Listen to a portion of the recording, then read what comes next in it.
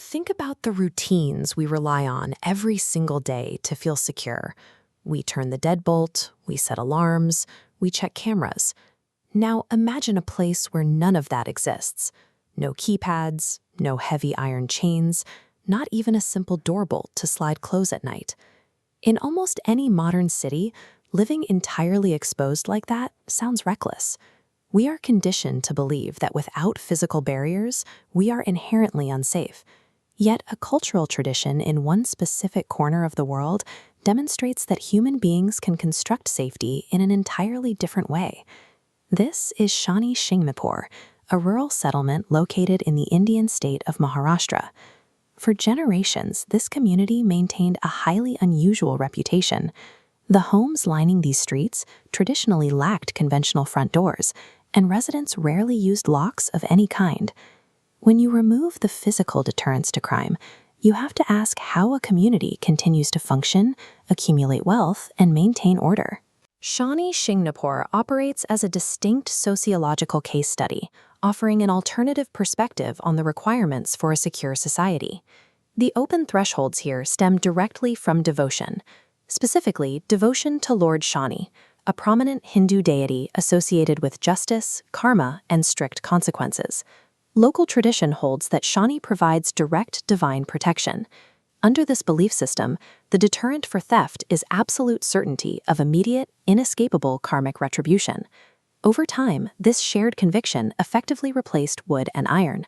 The psychological weight of expected consequences formed an invisible, impenetrable barrier around the community.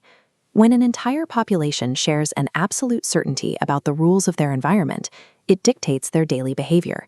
It forges a social contract built on deep mutual reliance.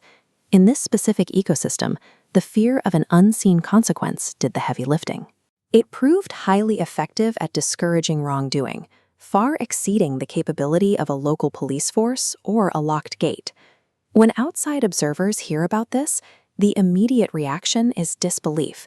They ask how the tradition survives human nature and whether it actually works in practice. It is important to separate the cultural reality from the internet rumors. Public narratives often simplify places like this into flawless stories with zero crime, which masks the real complexities of a living community.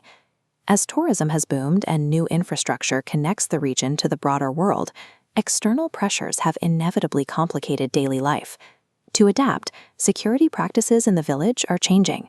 You will now see conventional doors, padlocks, and modern surveillance systems appearing as the area modernizes. Yet the introduction of modern security does not erase the history. The legacy of Shani Shingnapur stands as a documented period where a large group of people successfully organized their lives around extreme social trust rather than physical defense. This historical anomaly leaves us with a compelling question about how human beings interact. What actually creates the psychological foundation of trust within a group? This visualizes collective efficacy.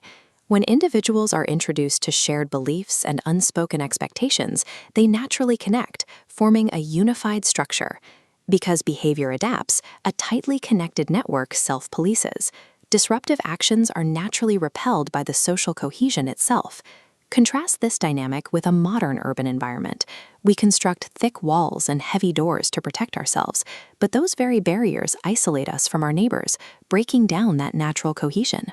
By outsourcing our safety entirely to digital cameras and steel locks, we often lose the invisible, unifying power of community accountability.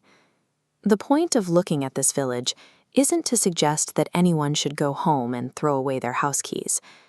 It is to push us to evaluate what genuinely generates safety in our own lives.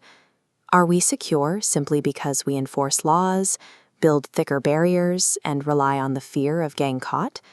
Or does true security stem from shared values, mutual reliance, and the quiet assurance that you can trust the people living right next door?